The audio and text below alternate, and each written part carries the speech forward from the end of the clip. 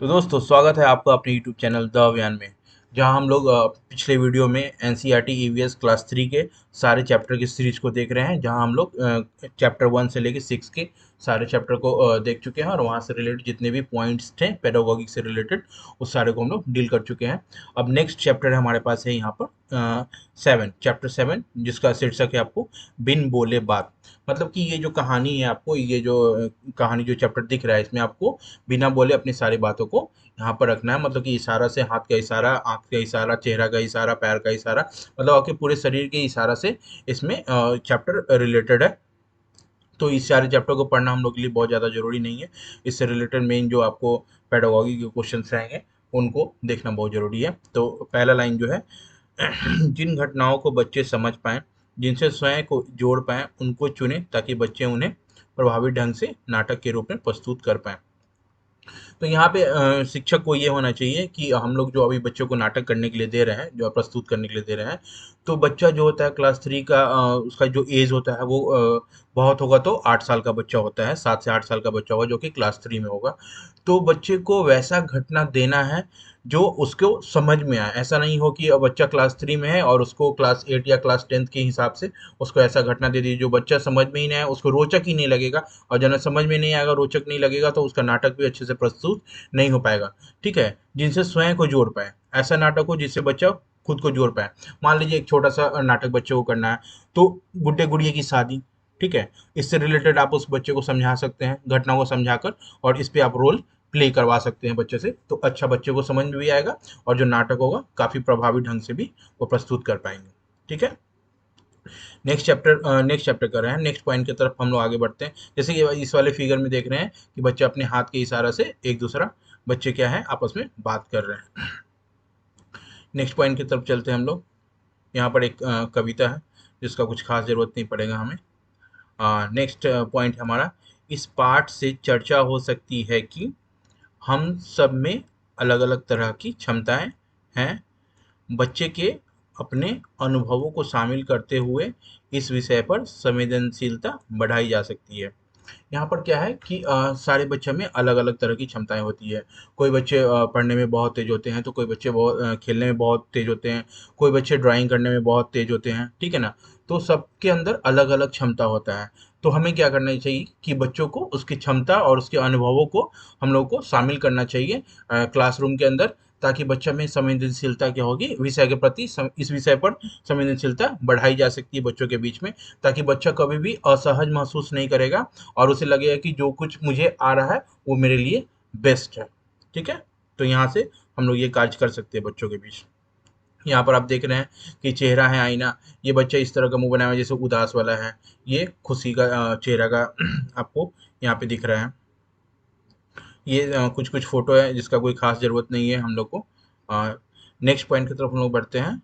तो बच्चे को अपनी भावनाओं को विभिन्न तरह से व्यक्त करने के लिए प्रेरित करें। बच्चे में इससे उनकी सृजनात्मक क्षमता का विकास होगा। तो यहाँ पर क्या कर रहा है, ये पॉइंट क्या कर रहा है कि बच्चों को जो अंदर से, बच्चा जो अंदर से सोचता है, उसको वो प्रकट नहीं कर पाता है। तो हम लोग इस तरीके से बच्चों के बीच में बातचीत रखनी चाहिए। इस तरीके से हम लोग का रिलेशन, बच्चों के बॉन्डिंग होना चाहिए। बच्चों के बीच में हम लोग का बॉन्डिंग ऐसा होना चाहिए कि बच्चा बेझिझक हमसे कुछ बोल सके और अपने भावनाओं, जो चीज़ वो सोच रहा है वो सामने वो व्यक्त कर सके। तो जो चीज़ सोच रहा होगा, मतलब किसी भी एक पर्टिकुलर पॉइंट के बारे में अगर बच्चा सोच रहा होगा, ठीक है ना, वो बच्चा आगे अगर आपसे डिस्कस करेगा, तो उसको आप करने में, उसको उस कार्य को करने में आगे आप बच्चे को आप मदद करेंगे। तो बच्चे में इस तरह का सृजनात्मक क्षमता क्या होगा, क्रिएटिविटी अंदर बच्चे के अंदर बढ़ेगा। अब जैसे किसी बच्चे को मान लीजिए कि पढ़ने में बहुत कम मन लग रहा है, लेकिन उसको ड्राइंग बनाने में ज़्यादा मजा आ रहा है, ठीक है, तो वो अगर इस चीज़ को, अगर बच्चे को बढ़ावा दिया जाए कि बच्चे तुम बहुत अच्छा पेंटिंग कर रहे हो, और इस चीज़ में उसको प्रोत्साहन मिलता जाएगा, तो वो आगे चल के बहुत बड़ा पेंटर भी बन सकता है। तो इस तरीके से बच्चा को जो अंदर का भावनाएं है उससे उसको व्यक्त करने का मौका दिया जाए हम लोगों को। अब नेक्स्ट यहाँ पे डांस का कुछ फॉर्म सब है जो कि हाथ से यहाँ पे दिखाया गया है, जो कि खास जरूरत नहीं है हम लोग के लिए, हम लोग के एग्जामिनेशन के लिए। तो ये चैप्टर 7 यहाँ पे एंड होता है। इससे रिलेटेड पेडागोगी क्वेश्चन हम लोग कर लिए। अब नेक्स्ट चैप्टर 8 की तरफ हम लोग बढ़ते हैं। तो नेक्स्ट चैप्टर हम लोग का है चैप्टर 8, जिसका शीर्षक का नाम है पंख फैलाए उड़ते जाएं। मतलब ये जो चैप्टर है आपका वो पक्षी से रिलेटेड है। ठीक है। तो जो सबसे पहला पॉइंट है यहाँ पे देखिए, सिर पर मेरे डैश है, सुंदर पंखों पर नाज है, सुंदर नाच दिखाता हूँ, राष्ट्रीय पक्षी कहलाता हूँ। इसका कहने का मतलब ये बहुत इंपॉर्टेंट, आपको राष्ट्रीय पक्षी कहलाता हूँ, यहाँ से क्वेश्चन पूछे भी जा चुके हैं। और आपको यहाँ पर ध्यान देना है कि सिर पर मेरे मोर है, ये बता रहा है सिर पर मेरे मोर है, सुंदर पंखों पर नाज है, सुंदर नाच दिखाता हूँ और राष्ट्रीय पक्षी कहलाता हूँ। तो इस तरीके से एक से एक रिलेटेड आपको पक्षी के बारे में दिया हुआ है, तो आप वो देख सकते हैं और वहाँ से आप सीख सकते हैं बहुत सारे बात। और ऐसा कुछ इंपॉर्टेंट दिख रहा है तो मैं आपको यहाँ पे बता दूंगा। जैसे ये भी बहुत इंपॉर्टेंट आपको पॉइंट है, मरे जानवर खाकर मैं जगह साफ कर देता हूँ, ऊंचे डैश में उड़ता हूँ, ऊंचे आकाश में उड़ता हूँ, गिद्ध मैं कहलाता हूँ। यहाँ से आपको हूबहू क्वेश्चन देखने को मिले हैं कि जानवर जो है हम लोग के वातावरण को, ऐसा कौन सा जानवर है जो हमारे वातावरण में मरे हुए जानवर को खाकर वहाँ पर फैलने वाले जितने भी गंदगी हैं उसको वो साफ कर देते हैं। तो ऑप्शन में गिद्ध रहता है और गिद्ध था, तो आप उसको वो वहाँ से आंसर आप कर सकते हैं। तो इस तरीके से सारे पहेली को आप पढ़ सकते हैं यहाँ पर। नेक्स्ट पॉइंट की तरफ हम लोग बढ़ते हैं। तो पॉइंट यहाँ पर क्या है, बच्चे बाहर पक्षियों को देखेंगे तो कागज पर आसानी से पहचान कर पाएंगे। कविता को कविता को बढ़ाने के लिए बच्चों को पक्षियों के गुण पता होने से मदद मिलेगी, चाहे वे उनके नाम न भी जानते हों। तो हम लोगों ने पहले चैप्टर में भी पढ़ चुके हैं कि बच्चों को सिर्फ हम लोगों को किताबी ज्ञान नहीं देना है, क्लास में रह के ही सिर्फ नहीं पढ़ाना है, उसे बाहर की चीज़ों से भी अवगत कराना है। तो बच्चे अगर बगल में जाके अगर कोई बागीचा है, बागीचा में जाके अगर बच्चे को आप किसी चिड़िया को दिखाते हैं, उसके बारे में डिस्कस करते हैं कि देखो ये तोता है, तोता का होंठ लाल होता है, किसी का पूँछ बड़ा होता है, किसी की आँखें बड़ी होती है, कबूतर है। तो बच्चे क्या करेंगे ना, कविता को बढ़ाने के लिए बच्चों को पक्षियों के गुण पता होने से मदद मिलेगी, चाहे वो उनके नाम ना भी जानते हों।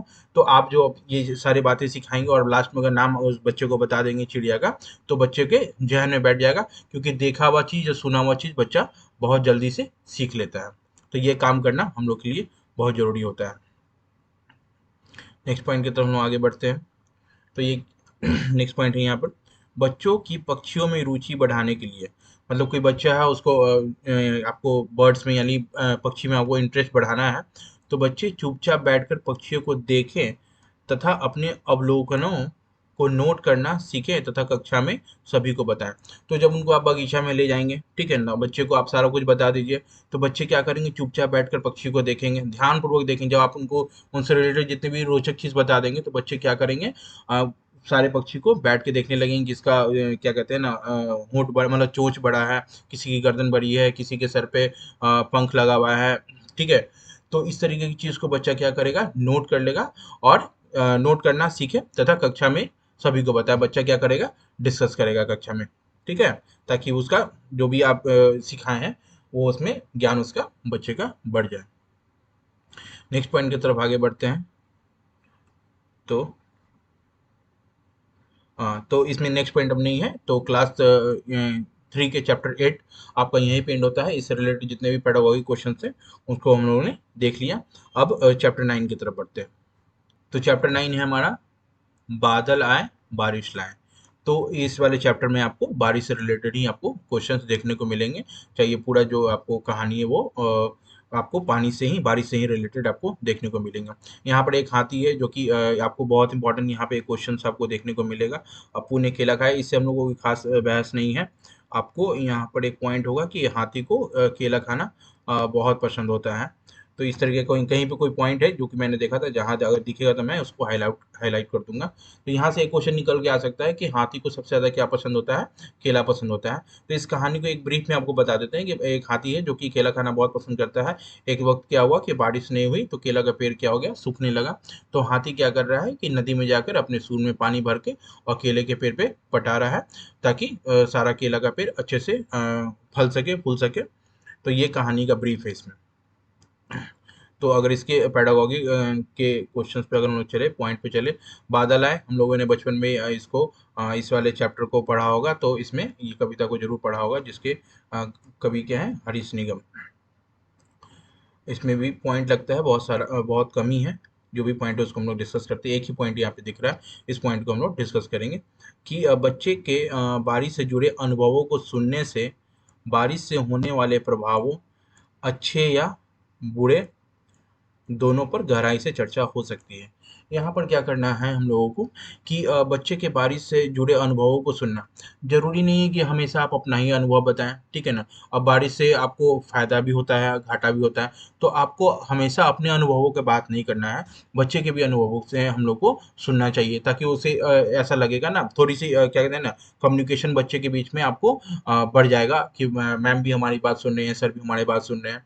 तो बच्चों का अनुभव जुड़िए सुनिए उससे कि आप जब बारिश होता है तो आप लोग क्या करते हैं? तो बच्चा बताएगा कि मैं नाव बनाकर क्या करते हैं, नाव बना के पानी में आप दहाते हैं, मतलब कि जो भोजपुरी भाषा है दहाते हैं, या फिर आप बोलिए कि उसके बाद पत्ते पे जो पानी की बूंद रहता है, उसको हम लोग छूते हैं, बारिश में हम लोग नहाते हैं। तो इस तरीके से बच्चे का भी जो बारिश से जुड़े अनुभव हैं, उसको हम लोग को सुनना चाहिए। बारिश से होने वाले प्रभाव, चाहे उसका अच्छा प्रभाव हो या बुरा प्रभाव हो, तो बच्चे से आपको सुनना चाहिए। उसके बाद जब बच्चे से सुन लीजिए, तो आप उसको बताइए कि बारिश से होने वाले फ़ायदे क्या हैं, क्योंकि किसानों को काफ़ी फ़ायदा होता है। ज़्यादा अगर बारिश हो जाता है, तो बाढ़ आ जाता है, तो वो भी एक बुरा चीज़ है। तो इन सब चीज़ों को जब बच्चे का सारा अनुभव आप सुन लीजिए, तो अपने अनुभव को बताइए। तो बच्चे के पास जो पहले से ज्ञान है, वो उसको जब आप पूछेंगे, तो वो कोरिलेट हो जाएगा आपसे, ठीक है? और बच्चा को आगे की बात सुनने में काफ़ी मज़ा आएगा। तो चैप्टर 9 आपका यहाँ पे एंड हो गया। तो इससे रिलेटेड जितने भी आपको 7, 8, 9 से रिलेटेड जितने भी पेडागोगी क्वेश्चन थे, वो मैंने करवा दिए हैं। वो काफ़ी हेल्पफुल रहेगा आपके एग्जामिनेशंस के लिए, आने वाले सीटेट के एग्जामिनेशंस के लिए। तो आप वीडियो को निरंतर देखते रहिए और यहाँ से सीखते रहिए। तो इस तरह के वीडियो को देखने के लिए अगर आपको ये वीडियो बहुत अच्छा लग रहा है, हमारा जो सीरीज चल रहा है, तो उसके अगर चाहते हैं कि अभी नेक्स्ट वीडियो आता रहे, तो आप कृपया करके लाइक, शेयर और सब्सक्राइब करते रहें हमारे चैनल को। Thank you very much. जय हिंद, जय भारत।